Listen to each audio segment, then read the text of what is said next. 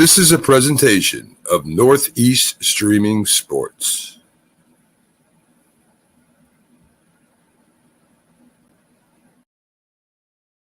Happy Saturday morning. It is August the 5th, 2023, and this is the Dr. Sem Yankees Show here on the Northeast Streaming Sports Network. Let's make today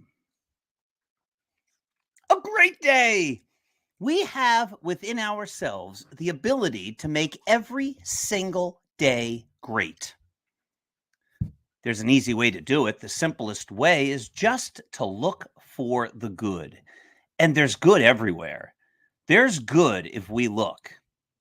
But every now and again, people say to me, they say, Dr. Sem, no, I can't find any good. There's nothing good. And if that's the case, then it becomes your responsibility, your job to make the good. If you can't find any, well, then create some. Do something nice for someone else. Give time or money to a charity. Call a friend. Help a neighbor. Do something good. And when you do, then you're helping to make today a great day. Hey, you know how else your day could be great? Your day could be great by getting a copy of my novel, Scattering the Ashes, and reading it. And then buying 1 million copies for all of your friends. No, I'm only kidding about, well, no, if you want to buy 1 million copies, that'd be great. But this really is a special novel. And I believe that if you read it, you'll really love it. People tell me that they laugh and they cry and it helps them remember the importance of family and friendship and faith and God and all of the things that are important and wonderful in life. Hey, let's talk about something that's not so wonderful and not so great. There's so much to talk about this week that 30 minutes can't possibly contain the amount of Yankee news, information, ideas, thoughts, perspectives, feelings, analysis. 30 minutes cannot contain it all. If we had 30 hours, I don't think it could contain it all. Again, listen, this is baseball. This is not something that worth getting upset over, worth getting angry over. It's supposed to be fun. It's supposed to be fun. Unfortunately, for the last number of years, watching the Yankees has not been fun. The Yankees have not been good. Let's just walk through the lineup real quick and think to yourself when I say the people's names, if those are guys that you think are going to be part of the next great Yankees team. Anthony Rizzo, first base. And we're going to get to the concussion stuff in just a moment. I'm telling you, too much for 30 minutes.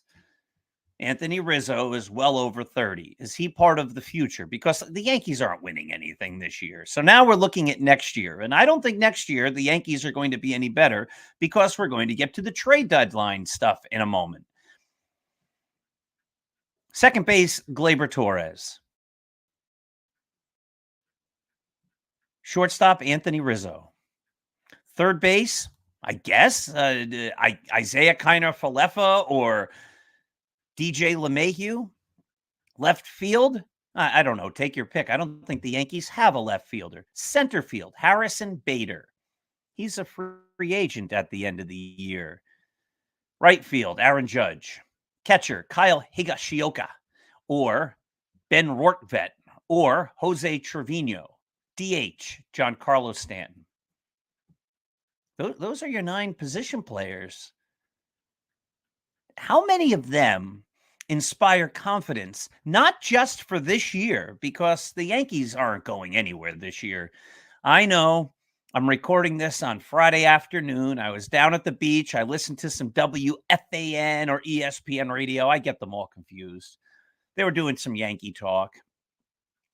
And some people were saying they're only 2 games out of the last wild card spot. Look, it's even if the Yankees make the playoffs, they're not going anywhere. It's a flawed team. They've been flawed for a long time. So we're now looking at 2024. How many of those players are going to be better next year than they are this year? And how many of those players are even good this year? No. It's going to get worse. And this is the point with the Yankees. They had a chance. They had a chance at the trade deadline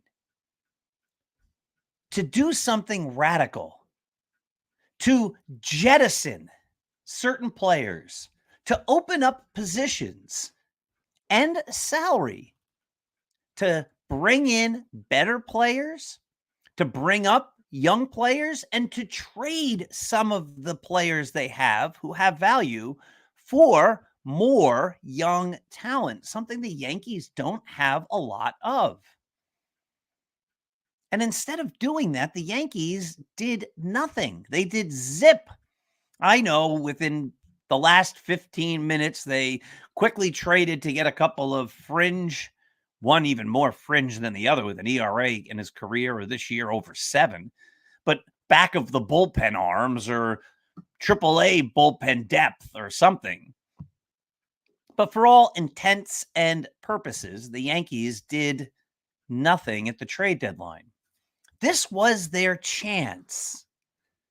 I said, and I've been saying for a long time, the Yankees should have been selling. They should have been selling weeks ago.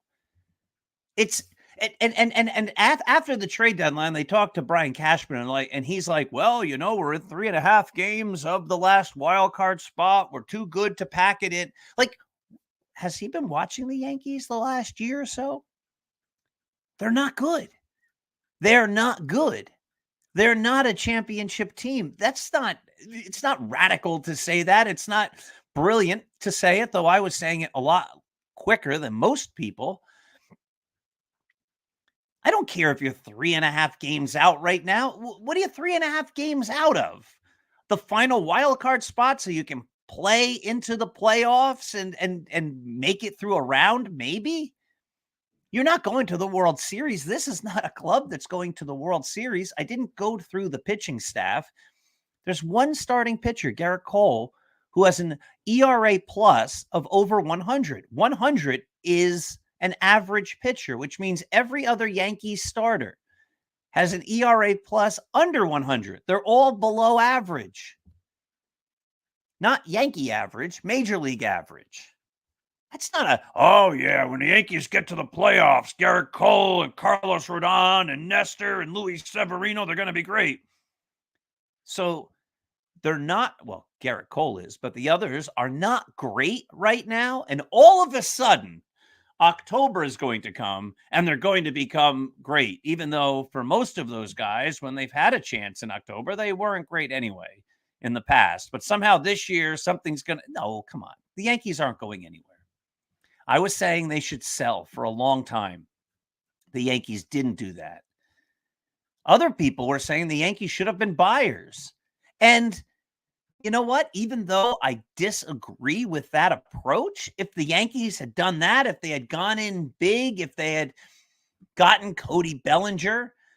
Now, what happened with Cody Bellinger was the Cubs started to win and they pulled him off the market. Now, again, I didn't want the Yankees to get Cody Bellinger, but as a reference point, he was available about a week or so before the trade deadline. That's what everybody was saying. That was the time to act. See, when opportunity comes, you need to act. Opportunity doesn't just sit around and wait. Opportunity comes and you either seize the opportunity or it goes away. Eminem, right? He had that song about that. Are you going to let it slip, right? Are you going to capture it or let it slip away? The Yankees let it slip away. The Cubs had some big wins. The Cubs started winning and they pulled Cody Bellinger off the market. But if the Yankees had gone the route I didn't want them to go and they got a guy like Cody Bellinger, maybe they got a guy like Nolan Arenado. Bellinger would have been a left-handed power bat who could play in the outfield. It would have solved the left field problem. Arenado could have solved the third base problem. Maybe you find a starting pitcher somewhere. Maybe you find another bat somewhere. And all of a sudden, you've got a longer lineup, and maybe you have a chance. Maybe that's a team that could make a run in the playoffs. But the Yankees didn't do that. They didn't build a team to make a run because they're close, and they didn't tear it down to build for next year. And that's my point. Next year is going to be like this year, like the second half of last year. There's no reason, there's no legitimate reason, there's no good reason, there's no logical reason to assume that these guys who are looking washed up and old and tired and injured, that somehow a year later, they're all of a sudden going to get better. It's not going to happen. Giancarlo Stanton, sure, he goes on these little streaks. They used to be for weeks. Now they're for like 3 days where he hits a bunch of home runs. And everybody says he's back. His batting average is barely 200. That's not a guy to build a championship team around. He strikes out all the time. He's slower than molasses. He's a poor outfielder. That's not a guy who's going to help you win the pennant in 2023 or 2024. And I know, and I've been writing this and saying this long before anybody else. Whenever I say the Yankees should trade Giancarlo Stanton, and let me take a step back. I was happy when they got him. I could clarify that later if we have time. But I was happy when they got him. But whenever I say the Yankees should trade Giancarlo Stanton, everyone always says, oh, no, he's got a no-trade clause. The Yankees are going nowhere. If you're a baseball player who cares about winning, why would you want to be on the Yankees? All a no-trade clause does, 90% of the time or more, or so it seems. I don't have those statistics. Don't know if anybody does, but most often, all a no-trade clause does is serve as a negotiating ploy. Sure, the player could say, if you send him to Kansas City, who's a disaster, he said, I'm not playing there. That's just the worst. They're one of the worst teams in baseball. Sure, you can exercise that. But if it's a good deal to go to a good club, like maybe the Los Angeles Dodgers or something like that, where you're actually going to be in a pennant race and you might actually win the World Series, all the no-trade clause is something for the agents and the teams to negotiate. It usually means more money for the other player. Everyone says you can't trade Stanton. I think you could have. Would the Yankees have had to eat a lot of money? Sure. Would that have been the smart move for the most valuable franchise in the sport? Yes. It would have opened up the DH spot. It would have allowed the Yankees to get more athletic. You wouldn't be putting him in the outfield. You'd be able to rest Judge a little more. But the Yankees didn't do that. And now we're going to have Giancarlo Stanton next year, a year older, a year slower, a year worse. That's not going to help the team. And then you have a manager who, when he sees the name Giancarlo Stanton, in his mind, even though he hit 211 last year and he's barely hitting 200 this year, thinks, oh, it's Giancarlo Stanton. I have to bat him right at the top of the order, or like 2, 3, or 4, or 5 in the lineup. Like, he's a power hitter. He's a main cog in this team. He's not. Maybe if you batted him 8th, I could say, oh, well, he's just a number 8 hitter. But he's that important to the offense. And the manager is so enamored by the name that he thinks it's 2018 or 2017 when he's winning the MVP and he's hitting lots of home runs. And so he keeps writing his name in the middle of the lineup. That's not going to help you win. So the Yankees could have started to take it apart.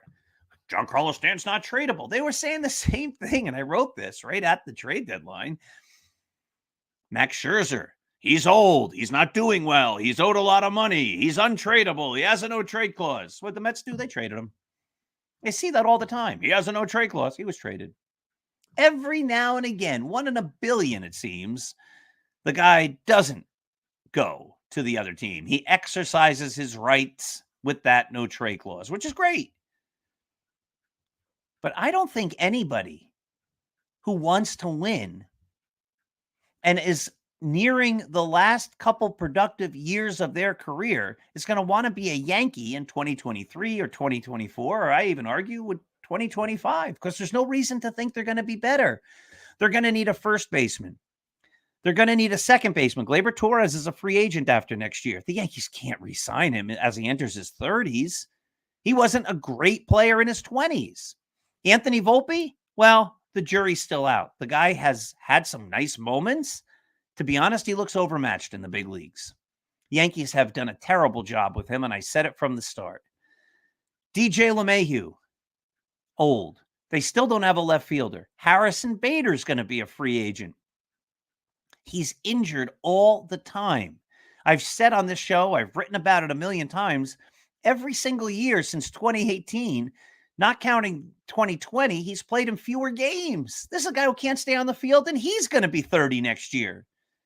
You want to give a 4 or a 5 or a 6-year contract to a guy who's underperforming and can't stay on the field? I don't. Then you have Aaron Judge. You have 2 catchers who can't hit, or maybe 3. This is not a team that's on the precipice. This is a team that's going way backwards. 2024 is not going to be good. 2024 is going to be bad.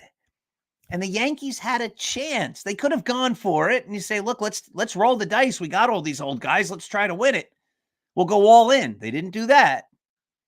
And they had a chance. They said, we have all these old guys. Let's start selling them off. Let's get pieces so we can build. That's what the Mets did. It was smart. Steve Cohen showed that he's smart. He got rid of guys and he brought in young talent. Does that mean they won't win in 2024? Probably. But the Yankees won't either. But it doesn't mean they'll probably be pretty good in 2025 and 2026 if those kids pan out. It sure does. It sure does. Yankees did neither. They stood pat. They made the wrong move. I know a lot of people disagree with that, but they made the wrong move. And as fans, we're going to get to watch the wrong move play itself out as all those guys get older and slower and less athletic and less productive over the rest of their contracts. Yankees had a chance to build and do something radical and dramatic and fantastic, and they didn't do it. Oy vey. Quick clarification. I was all in when the Yankees got Giancarlo Stanton because for years they had been talking about resetting the luxury tax and watching their expenses and letting super talented players go by. And all of a sudden they went in big and they got the best player from the National League, the MVP.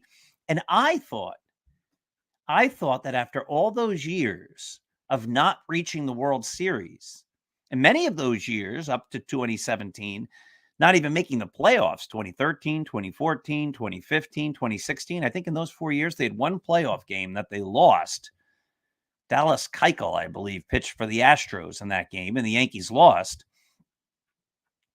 I thought that after all those years of losing, that the Yankees, Hal Steinbrenner, was going to go big.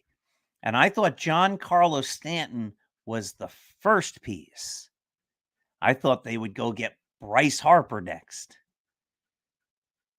But it turned out that Giancarlo Stanton was, for all intents and purposes, the last piece. They went in big, they got him, and then they didn't get any of these other generational talents. Freddie Freeman, they could have traded for Matt Olson, Manny Machado, any of those great shortstops. I mean, the list is endless and it's silly to go through it, but that's why I was all big on the Stanton signing. I thought it was the first step. I didn't realize it was the last step. And that last step has doomed the Yankees all these years. I just put an article up yesterday, which if you're watching this on Saturday means on Thursday, about the history of the Yankee GMs. There's this false narrative that says that it was Steinbrenner who had this Yankees win or nothing approach. That's not really true. The Yankees, since the arrival of Babe Ruth, have always been about winning. George Steinbrenner just continued that. And I know George Steinbrenner had a lot of faults, and I'm not here to support those faults. He did things. He was suspended from the game twice. He fired people left and right. It was not a great work environment. There was a lot wrong with how the Yankees operated. But they did win. You can't take that away. They won. And I don't think there's an owner or a franchise that has won as much as the Yankees since Steinbrenner bought them. And if you shorten that to just the years that he was in control, they won a lot. And people like to criticize the 80s. Well, if the 80s were today and there were all these extra playoff rounds and wild cards, there were years the Yankees would have made it. They were pretty good in the 80s. In fact, they were almost very, very good in the 80s in a number of those years. They were just a little short. They weren't bad. People think the Yankees were bad in the 80s. They weren't. In fact, no team won more in the 1980s than the Yankees. But they weren't really bad until 1989. So they had a couple of really bad years, 89, 90, 91. Now, Steinbrenner was suspended for part of that time, but he comes back in 93. And then the Yankees start winning. And I know a lot of that credit goes to Buck Showalter and Gene Michael for building the foundation. And that's 100% true. But Steinbrenner changed the way he operated once he came back. And it's also 100% true that the Yankees would not have won all those World Series in the 90s and been as great as they are through 2009, even though they only won 2 World Series in that next decade, without Steinbrenner. And without Steinbrenner being an aggressive owner and going out and getting David Cohn and going out and getting Tino Martinez and going out and getting Jeff Nelson and Darryl Strawberry and Doc Gooden and David Wells and Roger Clemens and Jason Giambi and A-Rod and Hideki Matsui and El Duque and Cecil Fielder. I mean, with Tim Raines, Chili Davis, on and on and on. And people also like to say, well, Steinbrenner always traded away all his young talent. He didn't trade away Ron Guidry. When the Yankees got Willie Randolph, he was a young ball player. He never traded him away till the very end of Randolph's career, but they didn't trade Randolph as a young kid. Mattingly never got traded away. Dave Righetti never got traded away. But the Yankees in the 80s and the late 70s did trade away a lot of talent. There's no denying that. Jay Buhner, Willie McGee, Shane Rawley left the Yankees and did very well. Doug Drabeck, Jose Rijo. Though again, Jose Rijo was part of the trade to get Ricky Henderson. So you can't fault the Yankees on him. Fred McGriff. The Yankees got rid of Fred McGriff. He was in single A at the time and not doing all that well. That's also a fact. I've written about that. And then they say, well, Steinbrenner would have gotten rid of Jeter. He tried to get rid of Jeter. He tried to get rid of Mariano. He tried to get rid of Posada. He tried to get rid of Bernie. He didn't. He did not. So if you want to criticize him, and again, there's lots to criticize, but you can't say he would have gotten rid of all those guys that he didn't get rid of, because he didn't. He let the young core become the foundation. And then, because his mission was to win, he brought in all of those other parts to help the Yankees win. There's no denying that. That's the facts. Since George Steinbrenner passed, the Yankees have never reached a World Series. But I wrote this article for Thursday showing the history of the Yankee general managers. In the history of the Yankees from 1921 on, when they got their first GM, there's never been a GM who has held that job longer than 7 consecutive years without making it to a World Series. Brian Cashman has been, if the Yankees don't make it this year, this will be now 14 years, a period of time double that of any other Yankee GM. It's not just Steinbrenner that demanded World Series. It's the Yankee brand. The fact that the Yankees seem content with not making it to World Series isn't a Steinbrenner invention. It's a Yankee invention. It's the Yankees being the team that defines what excellence is and isn't satisfied without it. The only time they were satisfied, there's only 2 times since Babe Ruth when the Yankees were seemed satisfied with not winning. Once when CBS owned the team from like the mid to late 60s until Steinbrenner. They didn't win a darn thing. And today under Hal Steinbrenner. Those are the only 2 periods where the Yankees did not win and seemed content with not winning. And they seem content right now with not winning. They make excuses all the time for not winning. Now, I am Dr. Sem, but my doctorate is in education. I am not a medical doctor. And I wish I had more time. I said 30 minutes. We just don't have the time. But yesterday, Anthony Rizzo was placed on the injured list for, it seems, a likely concussion. Yesterday, August the 3rd, he was put on the injured list for a concussion or the results of a concussion or likely concussion that occurred in May. In May. There's something wrong there. You can't explain that away. I don't care that he passed a protocol. He should have been tested a lot. He didn't hit after that. He was one of, if not the worst hitter in the major leagues after being one of the better hitters. He gets a head injury and his production plummets. And the Yankees just let him keep going out there. Game after game, week after week. When you have a concussion, you need to be in a quiet area. It needs to be dark. You need to be calm.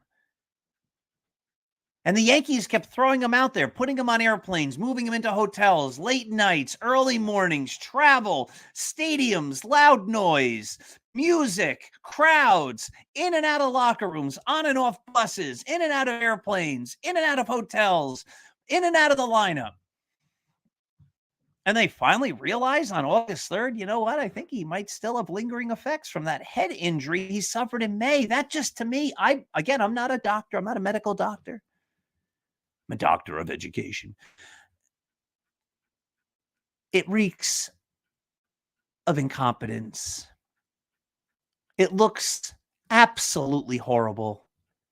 You can't have a guy who seems to have a concussion or who suffered a head injury who's doing poorly and not follow up.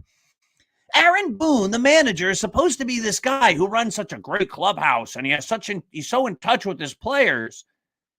Didn't he ever just sit down with Anthony Rizzo and say, Anthony, how you doing, man? What's going on with this slump? How are you feeling? Tell me about any lingering effects from that head injury. Let's talk. And let's talk again tomorrow. And let's talk again a week from next Thursday. Didn't the manager ever sit down and look at him eye to eye and say, are you okay? This is the same club that when guys are doing great, they go, oh, he's going to have to take the game off. Load management, Load management in April. Remember a couple of years ago, Gleyber Torres was destroying the Baltimore Orioles. He could have set some type of record for the most home runs in a 4-game series or against the club. He had hit like 6 billion home runs over 3 days, and the Yankees sat him. He was like 24 years old. And Boone was like, well, load management. You don't want to push it too far. He's long season. It's a marathon, not a sprint. All that nonsense. And at the same time, they've got a guy with lingering effects from a head injury, a likely concussion, and they play him for months on end, following the fact that they have a catcher, Jose Trevino, who in the spring training says, I think I've got a bad wrist. They, go play. It's okay. Turns out, a week or so ago, he needs season-ending wrist surgery. Again, how incompetent does this sound? And at the same time, Aaron Judge saying, I still have pain in my foot. And the Yankees going, go play. It's okay. Just go do it. You'll be good. Little pain. Come on, Aaron. We need you. If I were Aaron Judge, I'd say, I don't believe a word your medical staff says. I don't believe a word any of you say. You don't care about me. Or so it looks. I have all my teammates here. Clint Frazier, there were problems with. They misdiagnosed a Judge injury a couple of years ago with this rib cage. Luis Severino, they had a misdiagnosis on. They didn't give him an MRI. I mean, I don't have what's all written down, but we on and on and on. All these guys, Frankie Montas, yeah, pitch him. It doesn't matter. He's fine. Now he has season-ending surgery. I mean, there's something wrong here. There's something dramatically wrong with the Yankees. They have to do something. They have to go with a new approach. The leadership on this club is lacking in every way. They have a chance to either go big or build for the future. They do neither. They stand pat. They make all sorts of excuses. They have players who are injured, who are compromised, and yet they keep running them out there. Then they have young guys who are fine, and then they sit them. Well, you played 4 games in a row. You need a break. Makes no sense. The club is in a shambles. That's the Yankees of today. Now, I did decide that I'm going to root for every game. I was rooting for them to lose. I wrote that up to the trade deadline because I thought that might help them sell. They didn't. So for the rest of the year, I'm going to hope they win. I don't want to watch games hoping they lose. That's no fun. I want the Yankees to win. Let's go Yankees. But they're not winning anything big. And Hal Steinbrenner has to look at his people in charge and say, what is going on? Get into my office, sit down, explain all of these things with really good explanations. Because if you can't, you're gone. And one last thing. Michael Kay says, well, if Brian Cashman's fired, 15 other clubs, 10 other clubs will line up and hire him right now. Good. I don't have anything against Brian Cashman. Go get another job. That's great. What he's doing with the Yankees right now isn't working. And that's what I have to say today. I went a little over 30 minutes, but there's so much. I wish we had more. Scattering the Ashes, Impossible is an Illusion, Roy White's book, From Compton to the Bronx, and The Least Among Them. 4 great books. Go out, get a copy of each of them. Get a couple of copies of each of them. Give them to your neighbors, your friends. We talk about making every day a great day. That's how you can make a day great. Buy my books, read them, and then buy more to give to your friends. Let's go Yankees. Listen, have a wonderful Saturday. I'll see you right back here at 8 o'clock on the Mac and Jack Saturday Debate Show. Have a great day.